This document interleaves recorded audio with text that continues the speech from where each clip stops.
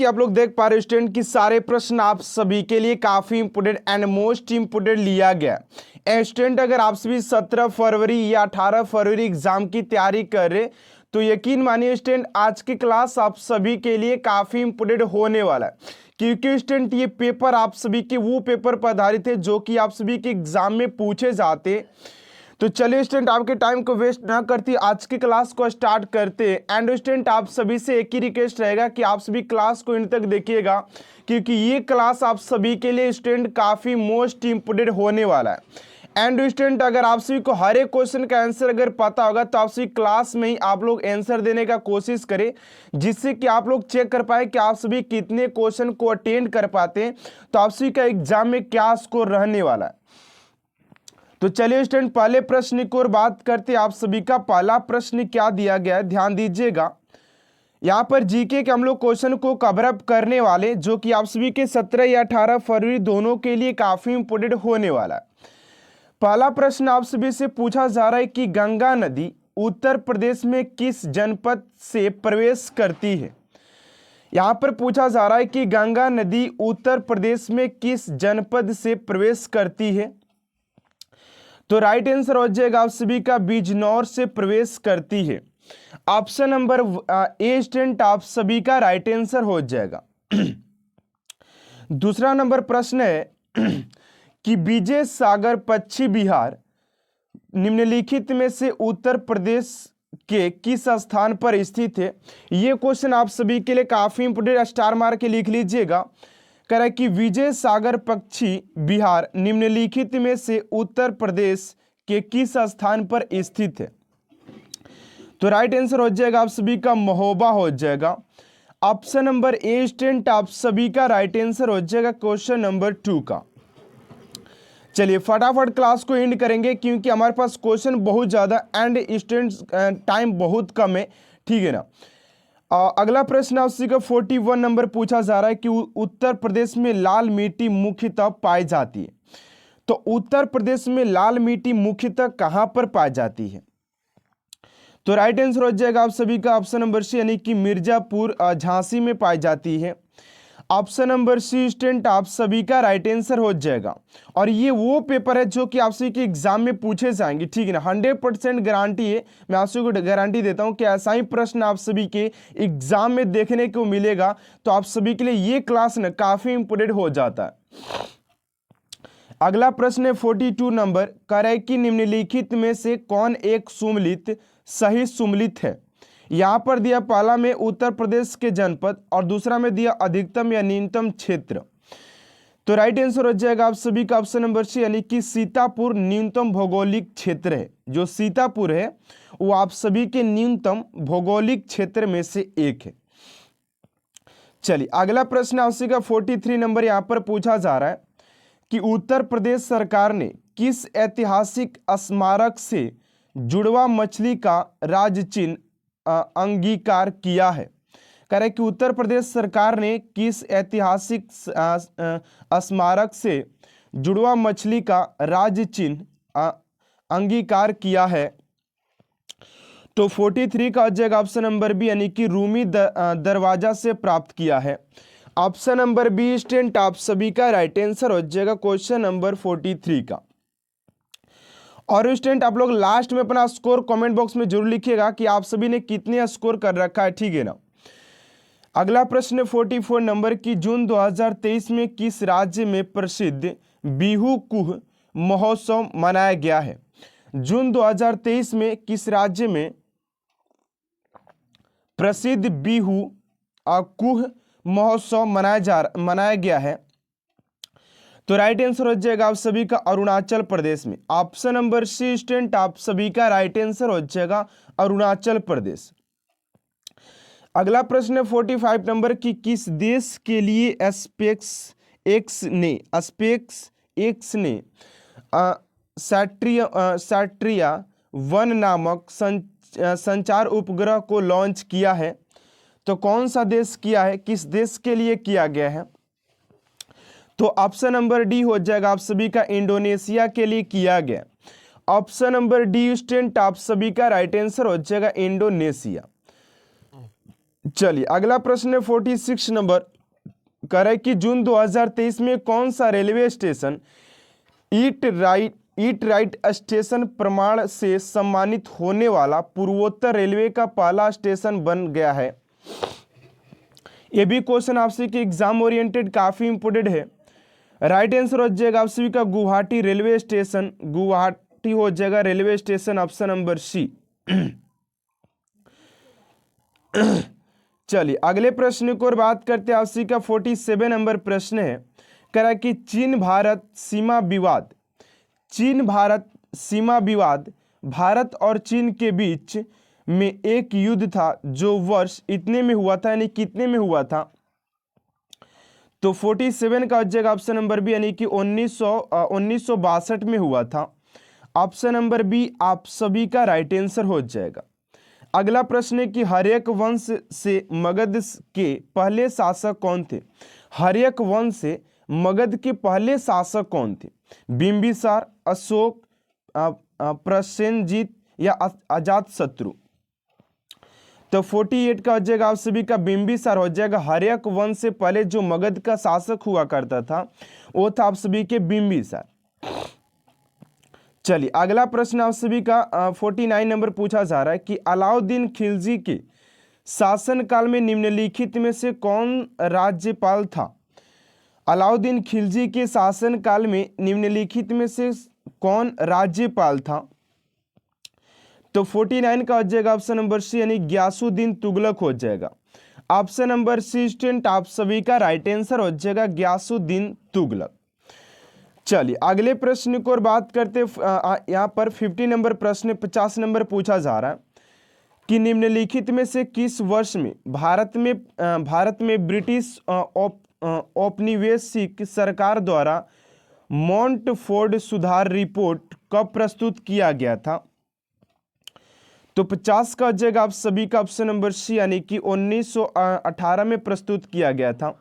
Option number सी student आप सभी का राइट आंसर हो जाएगा। अगले प्रश्न को और बात करते हैं 51 नंबर है कि 1932 का पूना पैक्ट महात्मा गांधी और किसके बीच समझौता हुआ था। तो महात्मा गांधी और बात किया जाए आप सभी के BR अंबेडकर के द्वारा ये समझौता हुआ था। ऑप्शन नंबर डी आप सभी का राइट आंसर हो जाएगा। फटाफट आप लोग कमेंट बॉक्स में आंसर छापते रहिए, ठीक है ना, कि कौन सा क्वेश्चन का राइट आंसर क्या हो जाएगा, फटाफट कीजिएगा। अगला प्रश्न आपसे का 52 नंबर का रहा है कि निम्नलिखित में से किसे श्वेत पर्वत व्हाइट माउंटेन के नाम से भी जाना जाता है। किसे श्वेत पर्वत यानी कि व्हाइट माउंटेन के नाम से जाना जाता है। तो 52 का हो जाएगा आप सभी का ऑप्शन नंबर डी, यानी कि धौलावीरा को व्हाइट माउंटेन के नाम से भी जाना जाता है। अगला प्रश्न है कि तवांग और लहासा को जोड़ने वाले दर्रा क्या नाम है। दर्रा का क्या नाम है, तवांग और लहासा को जोड़ने वाला ना। तो 53 का हो जाएगा ऑप्शन नंबर बी, यानी कि बूमला दारा हो जाएगा ऑप्शन नंबर बी। अगला प्रश्न है 54 नंबर कि भारत की सबसे लंबी झील कौन सी है। तो भारत की सबसे लंबी झील की बात करते हैं स्टूडेंट, तो आप सभी का हो जाएगा वेमनांद झील हो जाएगा। ऑप्शन नंबर डी आप सभी का राइट आंसर हो जाएगा क्वेश्चन नंबर 54 का। चलिए आप लोग हमारे आंसर देने से पहले आप लोग कमेंट बॉक्स में आंसर छापते रहिए, ठीक है ना।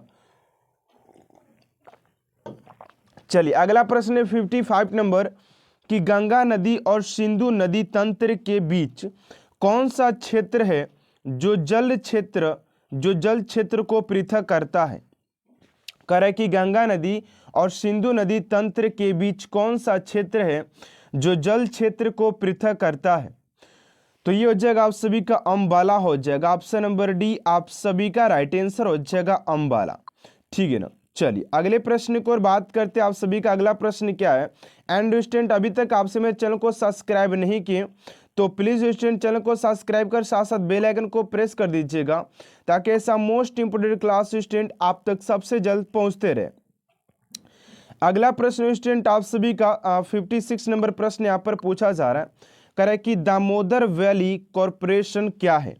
दामोदर वैली कॉरपोरेशन क्या है, यहाँ पर आप सभी से पूछा जा रहा है। तो 56 का हो जाएगा सांविधिक निकाय है ये, ठीक है ना।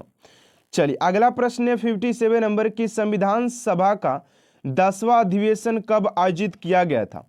एंड स्टूडेंट आप सभी की जानकारी के लिए मैं बता दूं कि आप सभी के संविधान से अच्छे खासे प्रश्न एग्जाम में पूछे जाएंगे, ठीक है ना। करें कि संविधान सभा का 10वां अधिवेशन कब आयोजित किया गया था, तो राइट आंसर हो जाएगा आप सभी का 6 से 17 अक्टूबर 1949 को 10वां अधिवेशन को आयोजित किया गया था। अगला प्रश्न 58 नंबर की, भारतीय संविधान का अनुच्छेद 48A पर्यावरण का संरक्षण और सुधार, वन और वन्य जीव की सुरक्षा किससे संबंधित है।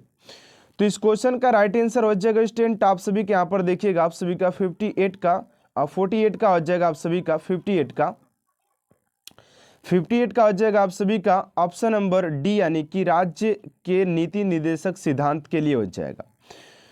चलिए अगला प्रश्न आप सभी का 59 नंबर की, लोकसभा में किसी विशेष दिन पर चर्चा के लिए स्वीकृत मौखिक उत्तरों के लिए तारांकित प्रश्नों की अधिकतम संख्या कितनी होती है। तो यहाँ पर आपसे इसे ये पूछा गया कि इसकी अधिकतम संख्या कितनी होती है। तो 59 का जो राइट आंसर हो जाएगा आप सभी का ऑप्शन नंबर हो जाएगा डी, यानी कि 20 होती है, ठीक है ना। चलिए अगला प्रश्न आप सभी का 60 नंबर करें कि विधान परिषद की सदस्यता के लिए न्यूनतम आयु सीमा क्या है। विधान परिषद की सदस्यता के लिए न्यूनतम आयु सीमा क्या होती है। तो 60 का हो जाएगा आप सभी का 30 वर्ष होती है, ठीक है ना। अब 30 वर्ष हो जाती है, और राष्ट्रपति बनने के लिए 35 ईयर्स ओल्ड होना चाहिए। अगला प्रश्न है 61 नंबर की, संविधान में निम्नलिखित में से किसके बारे में उपलब्ध नहीं है। संविधान में निम्नलिखित में से किसके बारे में उपलब्ध नहीं है। तो 61 का हो जाएगा ऑप्शन नंबर डी, यानी कि योजना आयोग के बारे में उपलब्ध नहीं है, ठीक है ना। चलिए अगला प्रश्न की बात करते हैं, अगले प्रश्न क्या दिया गया। 62 नंबर प्रश्न करें कि भारत के संविधान में किस संशोधन ने टैक्सेस ऑन सर्विसेज नामक संघ सूची में एक नया विषय जोड़ा है। तो 62 का हो जाएगा आप सभी का ऑप्शन नंबर डी, यानी कि 88वें हो जाएगा। चलिए अगले प्रश्न को और बात करते हैं 63 नंबर है कि नियंत्रक एवं महालेखा परीक्षक प्राथमिक रूप से संसद की निम्नलिखित में से किस समिति से जुड़ा हुआ है। तो 63 का हो जाएगा ऑप्शन नंबर सी, यानी कि लोक सेवा समिति हो जाएगा। ऑप्शन नंबर सी स्टूडेंट आप सभी का राइट आंसर हो जाएगा। चलिए अगले प्रश्न को और बात करते हैं 64 नंबर प्रश्न क्या दिया गया। 64 नंबर प्रश्न करें कि छोटे किसान और मौसमी मजदूर जैसे लोग जो नियमित रूप से गरीबी दायरे के अंदर और बाहर होते हैं उन्हें रूप से स्वीकृत किया जाता है। तो 64 का जगह ऑप्शन नंबर सी, यानी कि विलोडन गरीबी हो जाएगा। चलिए अगला प्रश्न आप सभी का 65 नंबर का है कि वह दर जिस पर आरबीआई वाणिज्य बैंक को अल्पावधि के लिए उधार देता है वो क्या कहलाता है। तो 65 का जगह ऑप्शन नंबर बी, यानी कि रेपो दर कहलाता है। ऑप्शन नंबर बी स्टूडेंट आप सभी का राइट आंसर हो जाएगा रेपो दर। अगला प्रश्न है 66 नंबर की, बड़े वाणिज्य बैंकों का राष्ट्रीयकरण कब हुआ था। तो बड़े वाणिज्य बैंकों के राष्ट्रीयकरण की बात करते हैं कि इसका राष्ट्रीयकरण कब हुआ था। तो आप सभी का 66 का हो जाएगा ऑप्शन नंबर सी, यानी कि 1969 में हुआ था। ऑप्शन नंबर सी आप सभी का राइट आंसर हो जाएगा। चलिए अगला प्रश्न आप सभी का 67 नंबर की, भारत में सार्वजनिक वितरण प्रणाली पीडीएस के बारे में असत्य कथन को पहचानिए। इसके लिए असत्य कथन कौन सा है। तो 67 का हो जाएगा ऑप्शन नंबर डी, यानी कि देश में पीडीएस को 2007 से बंद कर दिया गया था, यही इसका सत्य कथन है, बाकी सब इसके सत्य कथन हो जाएंगे। चलिए अगले प्रश्न की ओर बात करते हैं फटाफट। आप सभी का 68 नंबर प्रश्न क्या है, ध्यान दीजिएगा। कह रहे कि पीएमजीवाई का पूर्ण रूप क्या होता है। पीएमजीवाई के पूर्ण रूप की बात करते तो 68 का हो जाएगा ऑप्शन नंबर बी, यानी कि प्रधानमंत्री ग्रामोदय योजना हो जाएगा। प्रधानमंत्री ग्रामोदय योजना हो जाएगा ऑप्शन नंबर बी आप सभी का राइट आंसर हो जाएगा। अगला प्रश्न स्टूडेंट आप सभी का 69 नंबर की 12वीं पंचवर्षीय योजना का कार्यकाल क्या था। तो 12वीं पंचवर्षीय योजना के कार्यकाल की बात करें क्या हो जाएगा, तो 69 का हो जाएगा आप सभी का ऑप्शन नंबर बी, यानी कि 2012 से 2017 इसका कार्यकाल हो जाता है। ऑप्शन नंबर बी आप सभी का राइट आंसर हो जाएगा। अगला प्रश्न है आप सभी का 70 नंबर की प्रसिद्ध संपादक, कवित्री, विदुषी और लेखिका इंदिरा गोस्वामी को कौन सी भाषा के लिए ज्ञानपीठ पुरस्कार दिया गया है। ये भी क्वेश्चन आप सभी के लिए काफी इंपोर्टेंट है। राइट आंसर हो जाएगा असमिया के लिए दिया गया था, असमिया ऑप्शन नंबर सी। चलिए अगले प्रश्न को और बात कर लेते हैं आप सभी का 61 नंबर प्रश्न क्या है, करे कि डकवर्थ लुईस स्पोर्ट्स विधि निम्नलिखित में से किस खेल से संबंधित है। तो 71 का हो जाएगा आप सभी का ऑप्शन नंबर डी, यानी कि क्रिकेट से संबंधित हो जाएगा। चलिए अगला प्रश्न है 72 नंबर की लघु गणक का आविष्कार किसने किया था। तो लघु गणक के आविष्कार के बात करते तो 72 का हो जाएगा ऑप्शन नंबर डी, यानी कि जॉन नेपियर ने किया था। ऑप्शन नंबर डी आप सभी का राइट आंसर हो जाएगा, जॉन नेपियर ने किया था, ऑप्शन नंबर डी। चलिए अगले प्रश्न को और बात करते हैं। एंड स्टूडेंट अभी तक आप सभी चैनल को सब्सक्राइब नहीं किए तो प्लीज स्टूडेंट चैनल को सब्सक्राइब कर साथ साथ बेल आइकन को प्रेस कर दीजिएगा, ताकि ऐसा मोस्ट इंपोर्टेंट क्लास स्टूडेंट आप तक सबसे जल्द पहुंचते रहे। अगला प्रश्न 73 नंबर आप सभी का पूछा जा रहा है कि विश्व की मुद्राओं के संदर्भ में निम्नलिखित में से कौन सा युग्म सही ढंग से मेल खाता है। मुद्राओं के तहत बात किया जाए तो रूस का एन हो जाता है क्या, तो 73 का रूस का एन हो जाता है, भूटान का पेसो, लेकिन म्यांमार का क्यात नहीं होता है, चीन का रूबल हो जाता है, सबका सी है, लेकिन ऑप्शन नंबर सी आप सभी का जो है ना मेल नहीं खाता है। तो ऑप्शन नंबर सी आप सभी का राइट आंसर हो जाएगा। चलिए अगला प्रश्न है कि ऑस्ट्रेलिया की राजधानी क्या है। ऑस्ट्रेलिया की बात करें तो 74 का हो जाएगा ऑप्शन नंबर सी, यानी कि वियना हो जाएगा। अगला प्रश्न है 75 नंबर और आज का ये लास्ट प्रश्न आप सभी के लिए 75 नंबर का रहा है कि सिस्मोमीटर का द्वारा आविष्कार किया गया था। सिस्मोमीटर के द्वारा किसका आविष्कार किया गया था। तो इस क्वेश्चन का राइट आंसर क्या होगा स्टूडेंट, आप सभी को कमेंट बॉक्स में देना है। एंड देखते हैं स्टूडेंट कितने स्टूडेंट इस क्वेश्चन का राइट आंसर कमेंट बॉक्स में दे पाते हैं। तो आज की क्लास को स्टूडेंट यहीं तक एंड करते हैं। आप सभी क्लास कैसा लगा कमेंट बॉक्स में जरूर बताइएगा। अगर आपको क्लास अच्छा लगे तो प्लीज चैनल को सब्सक्राइब कर साथ साथ बेल आइकन को प्रेस कर दीजिएगा, ताकि ऐसा मोस्ट इंपोर्टेंट क्लास स्टूडेंट आप तक सबसे जल्द पहुंचते रहे। तो मिलते हैं नेक्स्ट क्लास में student. Thanks for watching my class.